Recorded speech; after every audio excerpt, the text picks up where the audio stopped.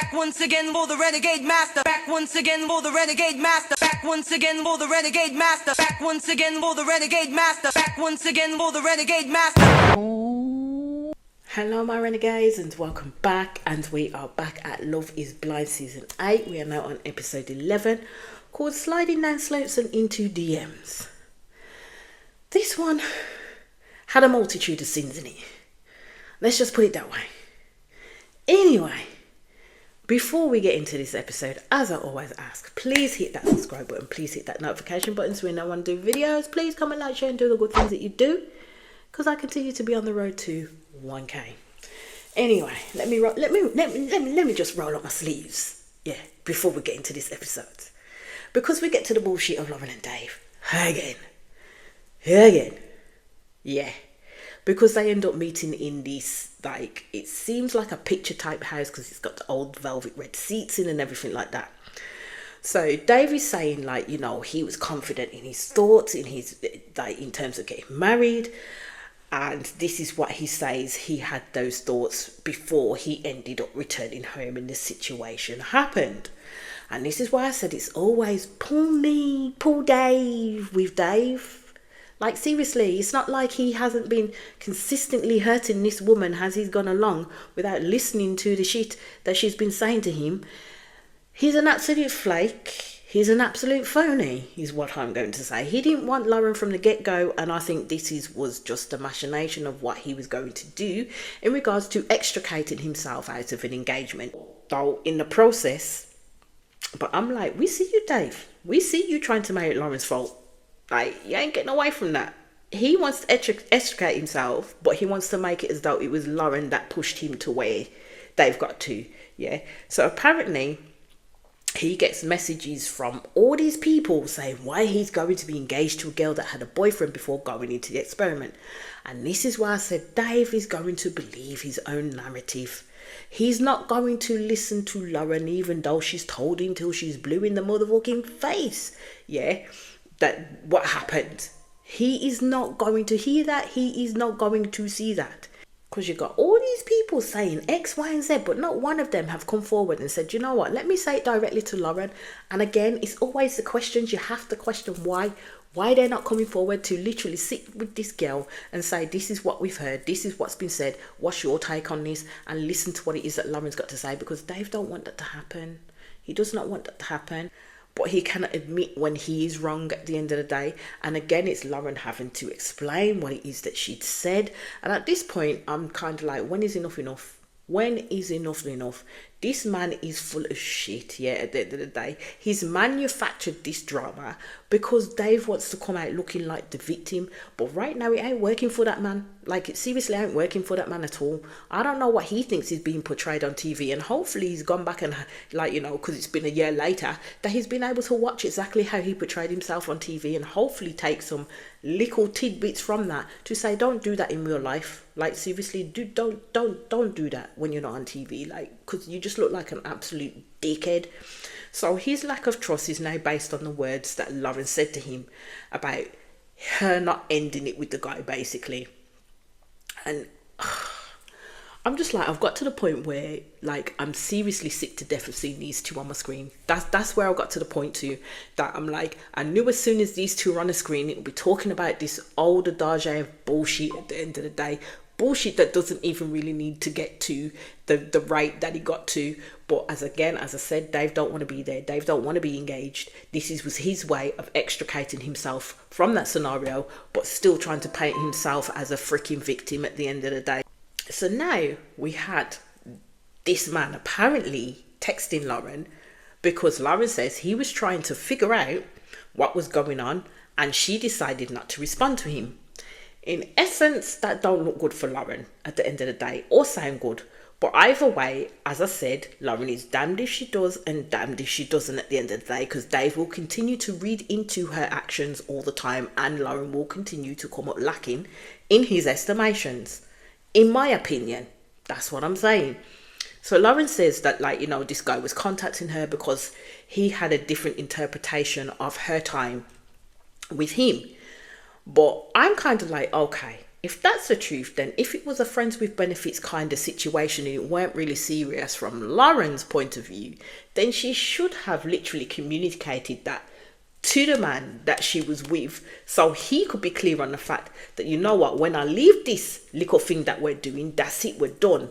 There's nothing in between. We are not moving this forward. You are not my person. Vice versa. Do you know what I mean? But it didn't seem like that shit happened. That conversation happened. And my thing as well is, instead of ignoring the man's texts, Lauren should have got back in touch with him. Yeah, because this is where again it will snowball out of control into this ridiculous big piece of nonsense. And that's what we've got at the end of the day. So Dave tells Lauren, my friends wouldn't lie to me.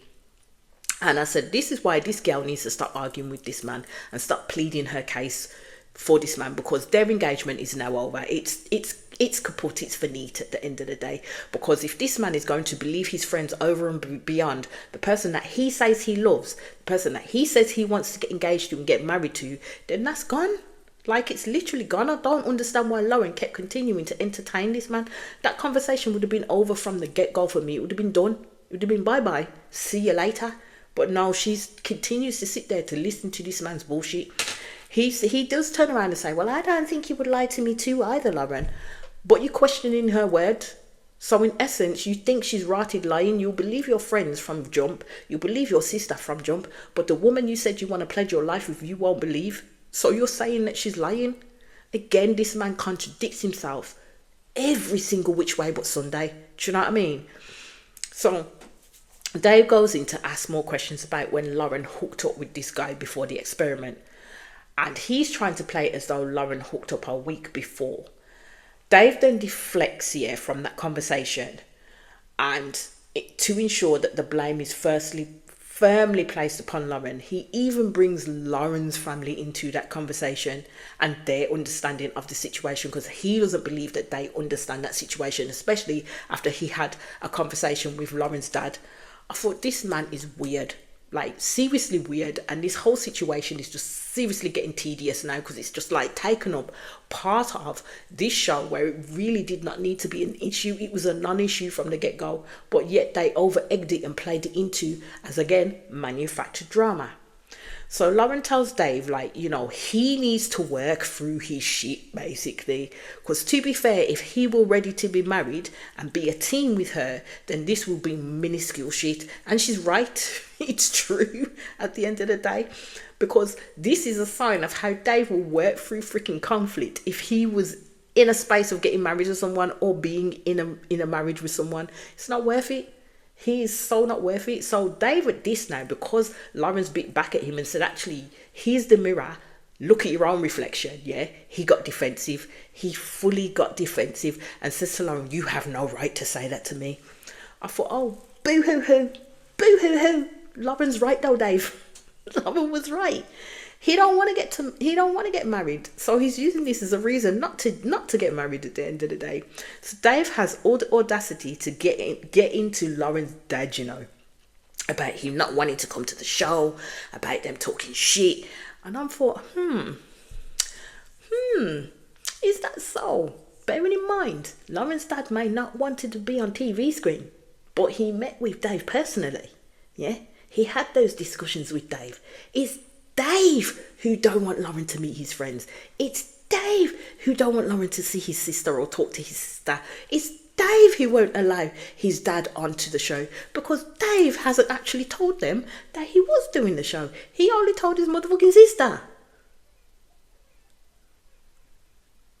I was just like, that is a pot calling the kettle black kind of moment. Dave is full of brass bollocks.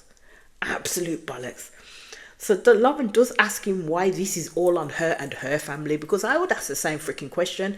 Dave says the most diabolical shit. He says, because I'm hesitant to bring you into my life to meet my family and my good friends, and because my sister is not happy. Dave is very much a decisive person. He's a divisive person. He really is. He says things with intention, and he said this with intention, and he's showing his intentions to Lauren. I don't know why this is still continuing to be an issue, and Lauren needs to gather her pride and move on, because Dave is not it for her, like seriously not it for her. She could argue till the cows come home with this man, but Dave isn't going to listen to the shit that she says. So then Dave slips and said to Lauren, if I wanted my family and friends to be here, they would have shown up. And I thought, oh, I told you in my last episode, it's Dave who is the precipitating factor in all of this. It's Dave who is the puppeteer with the strings in all of this, yeah? It's Dave causing the issues in all of this. It's Dave speaking for people who people ain't even met and we can't even see and hear what their voices are. So how much stock do you hold in Dave actually telling the truth that these people are saying what it is that they're exactly saying? See? Me tell you, this man's cuckoo choo choo choo. Like seriously, now it's just coming to me like this man just wanted airtime. He just wanted TV time. He just wanted to put his face on screen. He didn't really want to get married. He wasn't serious about getting married at all. Dave sits there and says that he's in love with Lauren, and I was like, brother, please, after all the fuck shit that you caused, would tell me that you don't love this person. You don't particularly like this person. Like seriously, I would question those words, and Lauren did say that she questioned those words at the end of the day because there's no way he could love this woman. No way in the way that he acts. So Dave literally always has a way, as I've said, by making himself out to look like a victim, always being in deflective mode, because if he feels he's being attacked or his character is being attacked, he will not accept any responsibility for the actions that he's took against Lauren at all. And it makes him look like a very shitty person indeed. Let's just put it that way. So it did come about that Dave has decided that he's going to walk away from Lauren. He ended that relationship. I kind of had a hint as he was going on, and the way it took so long for him to get to this point, I kind of felt that he was waiting for Lauren to end it rather than he ended it, because then he could make himself look like a bigger victim than he is. Basically, that's how I saw it at the end of the day. But Lauren was not going to end that shit. Lauren was clinging on like a motherfucking limpet. So Dave had no choice but to end the situation with Lauren, because he knew that Lauren wasn't at that point to end it. The one thing I did want to pick up on though through that is that after Lauren walked away and walked out of the room, she was sitting and she was talking to the producers, and she explained that she wrote Dave's sister, a letter because Dave was going to see his sister within that week that they were together. And she wrote this heartfelt letter to his sister saying that she loved Dave, wanted to marry him. Dave did not pass that letter on at all to his sister. This is why I said Dave has issues, yeah. And now it kind of as well made me question, does Dave really have a sister? Like, honestly, does he really have a sister?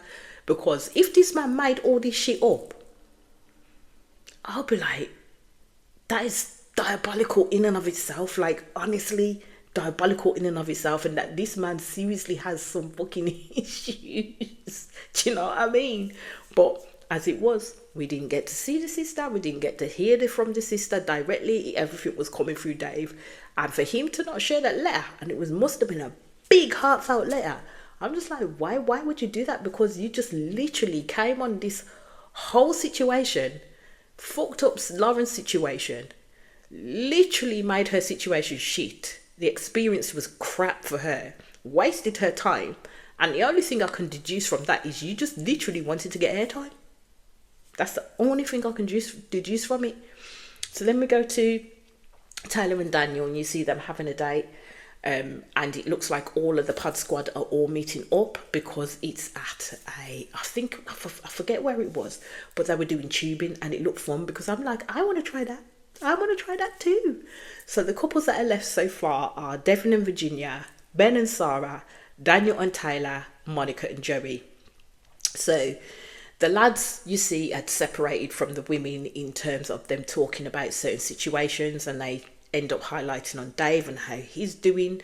They don't necessarily know. They wonder if Dave and Lauren will date outside of the show. And I think, in my humble opinion, Lauren and Dave shouldn't date at all. Like, seriously, they should not be with each other in the romantical sense. Because my thing is if Dave had the biggest issue of Lauren seeing this man before she came into this show that he would not keep in the engagement with her, then he should also carry that issue into a certain dating realm, because it will be the same issue, would it not? So no, they should not date at the end of the day, because my biggest thing is, I think, is Dave used this as an excuse to get out of an engagement, and he doesn't necessarily like Lauren. So Ben brings up things like that have been happening outside of the friends and families, and talks about opinions in terms of social media. And of course, Ben would bring that up because Ben is the star in social media fucking drama right now with a woman called Andra. But hey, so Jerry asked Ben like how that's been going, and he talks about like it's been a struggle. And I'm just like, has it really, Ben? Has it? Because I don't, from what they've shown us, no, it hasn't really been a struggle. You literally dismissed the shit that this woman had said. Didn't really big up yourself in regards to answering the truthful questions that Sarah wanted answering, but yet she still believed you at face value anyway. So I'm just wondering how much of a struggle that was. Boy, hey-o. So Ben says like, you got to work through things. So then Joey ends up bringing up like, the situation with Monica's sister, and that he and Monica have a really good communication. And Daniel did say that he was not prepared for outside opinions that are happening. And I'm like, no one's ever truly prepared for people's outside opinions, namely people like us who are watching what's going on and what's being put out to us at the end of the day. But my thing is you need to be at least wary that this shit would more than likely happen, bearing in mind you're going on a show that reaches people on a fucking global level at the end of the day, and the general public are either going to take to you or they're going to fucking leave you in the dust, to be honest with you.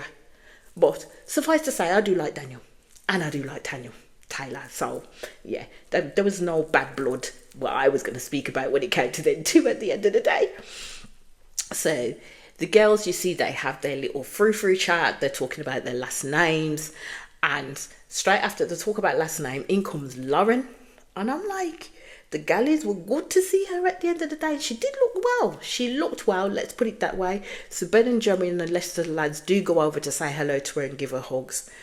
Ben, stupid that he is, decides to do a joke and said, oh, you didn't come with Dave. Lauren had to tell him that was too soon. I mean, Lauren shouldn't have to tell him that was too soon. The man should have thought in his head that was way too soon. They just broke up the night before, for fuck's sake.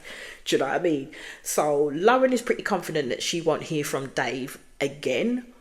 I will not concur on that one, because I definitely believe that she would, because Dave is arrogant enough to make sure that, he can usurp himself into this woman's life again and try and come on the dating route with the gal. Let's just put it that way, because Dave is a contradiction in and of himself at the end of the day. So everybody's wondering if Dave will turn up, and I'm saying the man's arrogant enough. He will turn up. There's no way he won't turn up. I mean, he's going to be on TV. He's going to turn up. So in comes Molly, and then in comes Brittany. Everybody was happy to meet and stuff like that. Devin was happy meeting Brittany, but he said, I'm meeting her that like she would be more than a good friend, and his heart basically is with Virginia, and he really sees himself marrying Virginia at the end of the day. So Molly and Lauren do go off and have a talk and have a catch up basically on how things were after they'd left the pods. Molly tells Lauren that, Dave confirms that Dave was at the basement bar, and her friends was asking her like, Dave's over there, do you want to meet him? She said no. And Molly said like, she didn't see it, she said, but she didn't know what it meant by this girl being all over Dave, because apparently that was the reports coming to her in terms of Dave was there was a girl in there that was all over Dave. And I'm like, girl, why you come with a half story for? Because at the end of the day, if you're literally going to share this type of story, you should have seen with your own eyes whether this gal was all over the man or not. Not come with no half story, because you didn't see shit. So if you didn't see, it didn't happen. Okay? It would have been helpful if Molly could have provided a clearer picture. Because right now, it would be just based on rumour, not run on fact, because Molly didn't see it. So Molly had angst over telling Lauren or not. I'm like, but you did.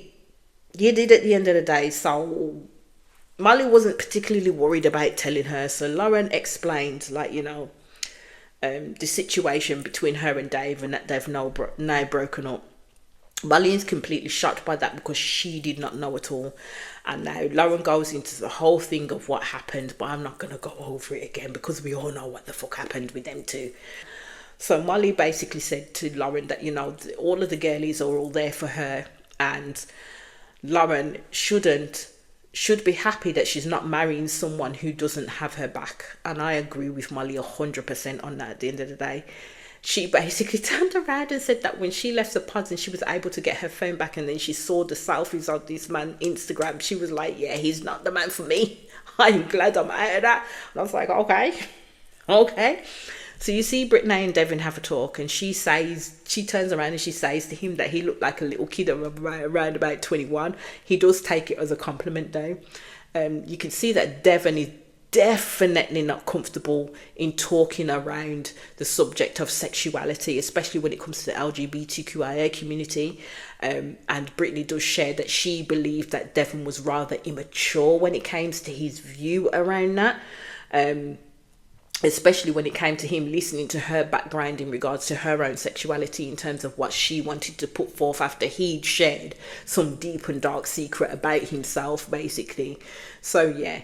So Brittany does ask, like, moves the conversation from that, because you can see that it's a little bit awkward, and she goes back to Virginia and Devin on how they're doing. And Devin talks about how, like, he's very easy and comfortable with Virginia. But with Virginia and Devin, they haven't really been placed in a situation where it could be conflicted in terms of looking at how they would work that out together. The only issue that I can see being an issue at this point, is the prenup, as I truly don't believe Devin wants one at all, but it's what Virginia wants, and he's going to follow along with what Virginia wants at the end of the day. Brittany has nothing good but good words to say to Virginia, and I would say I do as well, because I do like Virginia too, even though she can present as a little bit childlike and non-interested at times. I think that's just her personality. But yeah, I do have good things to say about Virginia too. And in walked Dave. I told you that arrogance wouldn't keep him away, because it's TV time, it's FaceTime. Do you know what I mean? So the lads all gather around him, give him those hugs and everything like that. And you could see when Molly turns around and the camera pans to her, I don't know if it's the edits, but they look like they'd be giving him daggers.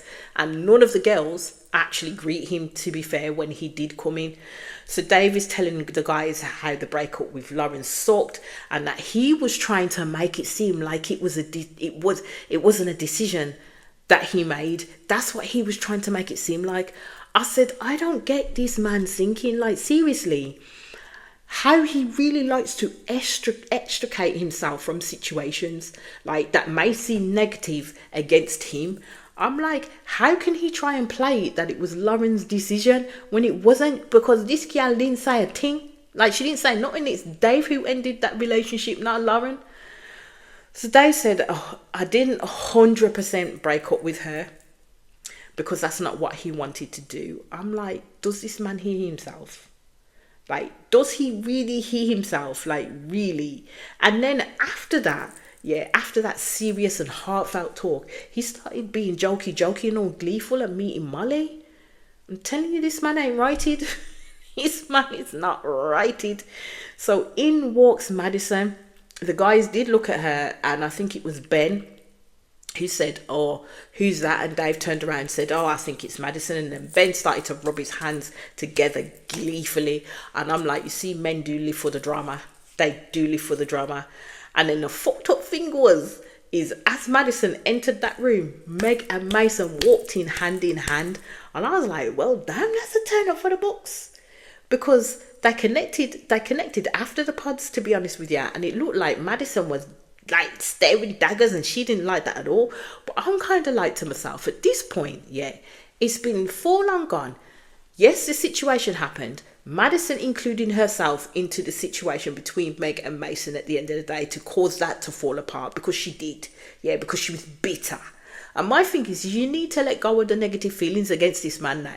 Because at the end of the day, now you've seen him walking hand in hand with Meg, you know that they've managed to sort their situation out, that they've managed to get on and get along with each other and find their way back to each other. Madison's fucking jealous. That's the only thing that I'm putting it down to. This gal is bitter and freaking jealous that she didn't get what she wanted from this man. She is still in the bitter phase because Mason took back what he said to her about the committed bit. So Mason does confirm that, you know, he and Meg are hanging out and it's going good. And Madison, I believe, at that point would of course stick the knife in because she's still bitter. She's still bitter. She needs to let it go. She's not being a girl's girl. She's not happy for Meg because she wants what she wants. And this is why I said from when she was in the pods, she ain't dealt with the bullshit that she's gone through. Basically, she ain't dealt with her own childhood trauma. She keeps saying, oh, I've made these changes, I've made that change, but she hasn't really, because she's still in that mindset in terms of literally destabilizing the relationship because she doesn't like the dude in question because of what apparently he did to her. Do you know what I mean? So she's still going on with her shit, and then in walks fucking nasty man Alex. I was like, Jesus Tarambi, it's a party for hell for one at the end of the day. So Alex, I noted, didn't say hello to Madison. Meg didn't say hello to Madison. Mason didn't say hello to Madison. And I was just like, Madison could be the problem right now, because the vibes coming from Madison was not good. Let me just put it that way. I would have kept away from her too if I had entered that room, especially as she's had negative dealings with 3 of those people in that room at the end of the day. So Madison is talking to she's talking to Lauren, and she says that she got a text from Alex. I don't know how much of this to believe, because Madison can also bend the truth quite a bit sometimes to meet her own needs at the end of the day. So she says Alex messaged her when they got their phones back and wanted to meet Madison at the airport, because Alex apparently managed to get access to her Instagram or whatever social media port that she's on, and thought, oh my God, what did I do, sort of thing. This is how Madison is explaining it. Yeah. So if that was true, Alex did kind of come into the room and acted like he didn't even know who Madison was, because he asked people, oh, who's here, who's that? And they were going around saying, that's Molly, that's Lauren, and that's Madison. And I thought, well, if you knew that, if you actually knew that, if he did make these messages to Madison to meet her in the airport, and apparently they did meet up, then he would know what Madison looked like. But he was carrying on like he didn't know what she looked like. So apparently they meet at this airport, and Alex is asking Madison to stay with him in LA, apparently. She's telling him basically that we just broke up, so what's going on here type of thing. So then Alex has apparently said to Madison, like, because they talked on the phone all the time, that you never guess who messaged me, and apparently it was Meg. I'm like, oh, here we fucking go with this gal. It's another piece of manufactured drama pie, because Madison could have truly kept that to herself, but she decided not to, because she knows that Meg is there with Mason, and now this is going to be used to discredit Meg and Mason's relationship, basically, because Meg is with the guy that she hates right now and she don't like it. So Madison was trying to say that Meg was all up in Alex's DMs and likes, and saying that Alex said Meg said he was her number one. I'm like, really? How true is that? Because at the end of the day, Meg quickly got rid of the other people she was dating because Mason was her one. And we all saw that. So Madison's full of shit. Like, seriously, Madison's full of shit, and the jealousy is seeping off her in waves. So even Lauren had to question what the fuck she was saying at the end of the day. And Madison then deflected and said, oh, well, she asked Alex at the airport, well, what's your take on Mason? And he supposedly said, fuck Mason, but now he's acting like he's Mason's best friend as they've met up. I'm just like, yeah, I don't believe an essence of what Madison is saying right about now, because at the end of the day, if that was the case, yeah, Alex wouldn't have tried to see both points of views when they were in the pod, which is what set Madison off in terms of her showing her ass and not talking to Alex, and then Alex saying, you know what, I don't want to go forward with this with you. Yeah, so yeah, Madison's full of shit, like seriously full of shit.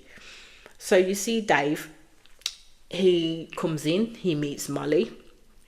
So he's sitting there having this conversation with Molly and saying, usually I am the one that fucks up and does something stupid. I'm like, what are you saying, Dave?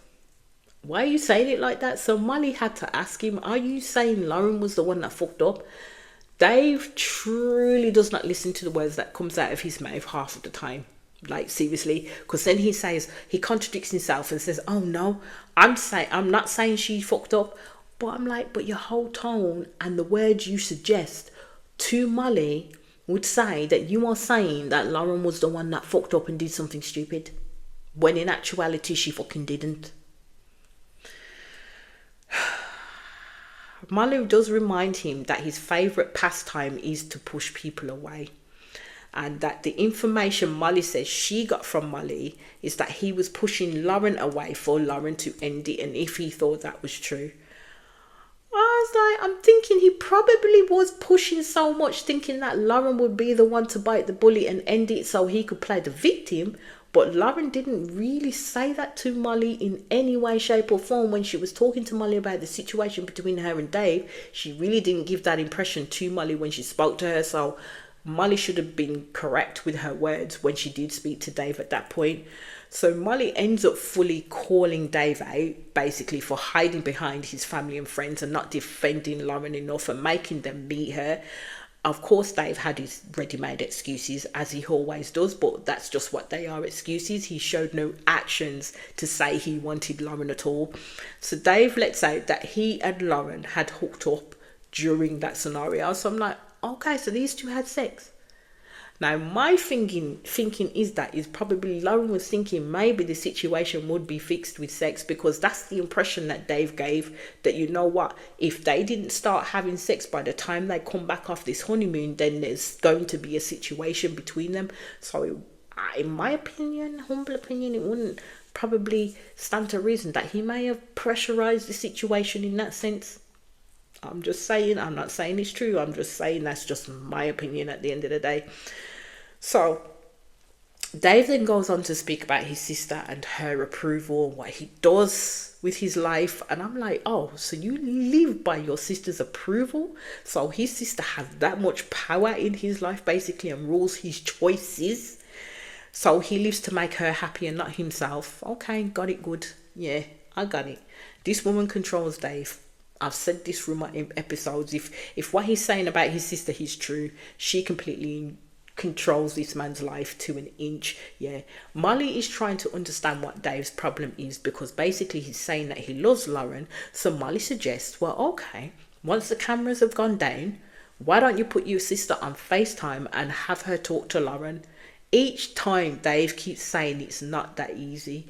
And I'm like, is he for real? Why is it not that easy? Because now you're making me believe that your sister is a figment of your freaking imagination, dude. And this just kept getting weirder and weirder, because I'm like, why can't his sister be available to do this? If she was real, why can't she be available to do this? So ergo, Dave is feeling sorry for himself. Although he put himself in that position where he is with Lauren at the end of the day. It's a him problem, not a Lauren problem. Dave needs to work on himself and what he wants his life, or he needs to make the choice that he wants to continue to be ruled by his sister, the sister that no one has seen or heard from at the end of the day. So apparently Dave told his sister that him and Lauren had ended things. And the response that Dave said his sister gave was, she sent him a teary-eyed emoji saying, I'm really sorry, I'm here for you if you need me. I'm sorry. She was so involved with his life and this situation, and that's all he gets is a text. There was no visit, no nothing like that, but a text. I'm a call bullshit. I'm sorry, I'm a call bullshit, because I don't even know if there's a sister. Like, Dave portrays her to be something else out here, and it's coming off really off. Like, seriously, there's contradictions all over the place. So I'm questioning that family connection right about now. So now Dave is sitting there saying that he regrets the decision that he made. He's in regret city, and that's where he's going to continue to live. So he decides to go over and say hi to Lauren, and then they go to talk. Now, he won't stop hugging her, yeah. And this is what I mean. He literally keeps trying to draw this woman back into his bullshit, yeah. Don't want her, but will continue to flirt with the backside off of her at the end of the day. So this man, as I said, with what he's doing and his actions, wants a relationship without the strings. But the issue that he made an issue is still going to continue to be an issue, even if he had a relationship without strings. Are you following me? Good. So Lauren, he now tells Lauren that it's not her, yeah, and he was sick of having to defend you versus my friends versus my family. And I thought, this is all bullshit. This is all bullshit. And if Lauren took her back, all I would say is it's more for her, because I'm sorry, Dave is a tool, an absolute tool who doesn't know what he wants at the end of the day. So he's saying he's sorry to Lauren, but it was his ego apparently that got in the way. Yeah, I mean, it's all well and good having an epiphany moment now. Do you know what I mean? He broke up with her the night before. What does he expect to happen next? This for me was too much of a gameplay, to be honest with you. So when she says, like, you know, well, you didn't text me because he said that, you know, I wanted to text you to see if you're okay because you'd moved your things out of the apartment when we went back to our apartment and it felt weird not seeing the things. So when she said, well, you actually didn't text me, he then puts it onto her and says, well, you didn't text him. And I thought, but why should she do that? It's not her responsibility. You fucking broke things off with her, so why the fuck is she going to egg herself up and text the fuck out of you, mate? Do you know what I mean? And this is what I mean with Dave. He's an absolute dickhead. So he says that he was wanting to make sure that she was okay, and, like, you know, he said that that's what love is, doing everything you can to take care of that person. But I thought, but Dave, you didn't give her any part of that though. Like, you showed that in your actions that you didn't love this woman. Like, it was just because he liked having somebody around. That's how it came across to me. I don't know what Dave was aiming at with this chat with Lauren, but it seems like he loves to mess with her emotions. So I think as well he was trying to maneuver her into a space of, well, we don't have to, like, get together through this program, but let's try dating, let's try and do X, Y, and Z. That's what I think he was trying to maneuver her into a space of. But Lauren, good on her, said no. Lauren had the last word at last, and she basically put out that it's definitely over for her. And then it turned awkward as he grabbed her hand, stared at her intently, but it was the smiles between them. And I was thinking, don't do that, Lauren, because you literally lulling him to a false sense of security when you smile at him that way. Let him know that he still has you, like, still has you somewhere, and he can still try. Do you know what I mean? So then we go to Sarah and Ben after this night, and they decide to go to church. They meet up with Abe's friend in church, and the sermon was, it just seemed like it was strategically planned, like, you know, because they would have an understanding that, you know, the cameras were coming into church. Would they be okay with that? And they would have to accept the cameras being there. So they were going to tailor make their sermon to the cameras being there, basically. So it literally just concentrated on getting people to come to the church and to follow Christ, and, you know, the disappointment of those that are already in the church and following Christ that are not able to make it happen for their loved ones in order to do the same thing. Sarah just looked hella uncomfortable. Through that whole thing, that woman just looked hella uncomfortable. I'm just like, look, there's no there's no right or wrong way in which to worship someone at the end of the day. You don't have to go to a building in which to do that. You don't have to listen and sit and listen to a depiction of someone. telling you how you need to worship someone that you feel is important to you. You can talk to the person you want to talk to by yourself. You can have those conversations, these discussions with them by yourself.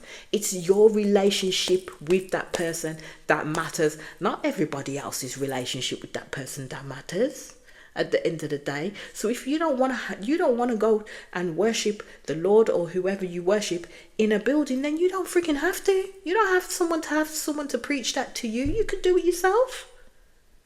So this is why I don't understand why people need to be forcing people, or people that love are having this type of disappointment as the sermon preached, for not bringing people into the Lord, into the Christ, when you know what, there's a lot of people out there that actually do what they need to do without actually having to go to a building. Just saying, just absolutely saying. So Sarah does say in her video when she's talking that she will never be there, as the views didn't align with hers in terms of her loving everybody. I'm not going to lay this out there. I just believe that Sarah is performative in what it is that she does. Like, I think Ben and Sarah as well are both performative in their relationship. Like, I don't know what's real to what isn't, because they're literally always on this high when it comes to them. There's no... I can't really say. I don't want to say that there's no drama, because I'm not expecting there to be drama, but they're just not natural with each other, and that's how it's coming across to me. So Virginia and Devin, you see, take dancing classes for the wedding dance. You see Monica and Joey go paddle. You see Tyler and Daniel go and decorate a room in regards to Christmas, because these two love Christmas. Now, I love Christmas. It's my favourite time of the year. I'm still one of those people that get very excited, but I ain't that into Christmas the way that they're into Christmas. So then the next time you see them, it's all bridal shopping and it's tuck shopping time. Sarah tries on her dress. She looks absolutely beautiful in it. Joey, you see Joey trying on like a lighter blue jacket in terms of the fit, and it looked really fitting for him too. I'm not going to go too far into, like, you know, the wedding fittings and stuff like that, because there really wasn't much to talk about, to be honest with you. Joey says that he will not have an answer for Monica until their wedding day, basically. So you see Monica, she looked good in her dress. All I'm going to say is that she had a slip from yay to yay. And when she was opening up that dress and she stepped onto the podium, you literally saw her gusset, which I did not want to see on TV screen. That's all I'm going to say. She just had to be very careful and strategic as to where she opened that slip, because we saw the thing. We saw the thing. Well, I saw the thing. Okay, and that's not what I was looking for. So then you see Daniel and Tyler. I've been rooting for these two from the start, basically. And I am hoping that they do get married. As I said, I'm just getting to the weddings now. And I've just got to, I think, just past Monica and Joey's wedding. I haven't got to the rest of them yet. But as I'm already saying, I've been rooting from them from the beginning, and I've said that these two will be the ones to get married. If nobody else gets married, these two will do it. I just feel it. Tyler looks beautiful in her dress, and it was nice that Tyler actually invited Daniel's mom to her wedding dress fitting along with her mom. That's how I know these two are serious. These two are serious. So as we get to the end of this episode, we see all of them all back in their flats. We see Devin and Virginia now having a chat and what they'll be doing in regards to going forward. Virginia did talk to Devin in regards to printing out the prenup and lets Devin know this. So she asked him, do you want to look at it now or do you want to wait? And he says, yeah, no, I'll take a look at it now, but then I'll read through it properly later. So she does say that, you know, it talks about property and earnings in the marriage and what happens after the marriage. So Virginia basically covered all bases with this prenup at the end of the day. So you can tell Devin doesn't really want a prenup, although he says he understands why, yeah, and like, you know, he was able to share why to his family. He still has to ask Virginia, what do you say to someone if they ask why a prenup if you are going to be married forever? For me, I think that's a naive way to look at things when it comes to a prenup at the end of the day. I don't think there is anything wrong with covering all bases, because it's not necessarily about how long you are with that person, because you ain't entering a marriage to think you're going to get divorced in the next couple of months or years or whatever you at the end of the day. That is just there as a legality. It's just there as a safety net at the end of the day, in terms of you like not having, if it did come to a divorce, this all out fucking battle in court at the end of the day. You've got a prenup, you've both agreed to the stipulations in there, you sign up to it, so if you ever did get divorced, no one's saying that you will and you will have to use it, then you know what's what. At the end of the day, you're not going to have this big old battle of, I want half of this, I want that, I want that. What Virginia is saying is, what you came in with, you go out with. If there was a venture that you both made within that wedding and it was fruitful, then you would take half of those proceedings. That's what it boils down to at the end of the day. She ain't saying, oh, I'm putting this in place because I'm thinking we're not going to stay married forever and we're going to get divorced. And that's where some people get it wrong. Like, seriously, even Virginia had to tell Devin that's not why people get prenups at the end of the day. Devin tries to save face, yeah, by saying he knows, but there will be people who talk. And I thought people who talk, not only himself and his family at the end of the day, because it's his family that don't actually like the idea of the prenup. Bearing in mind they're not the ones getting married to Virginia. Devin ain't slick, you know. Like, he really is not slick at all. So he does end up taking the paperwork, and he turns around and he says that, like, you know, he wants his lawyer to look at it, or his parents, or someone else that he trusts. There's nothing wrong with that, but it's not like Virginia's going to do him over at the end of the day, because I just think that Devin is thinking it doesn't benefit me having a prenup. That's the view that's coming across from me. And again, that's where that episode ended, and I'll be back in quick succession with the next episode. As I always ask, please hit that subscribe button, please hit that notification button so we know when I'm doing videos. Please comment, like, share, and do the good things that you do, because I continue to be on the road to 1K. Thank you, and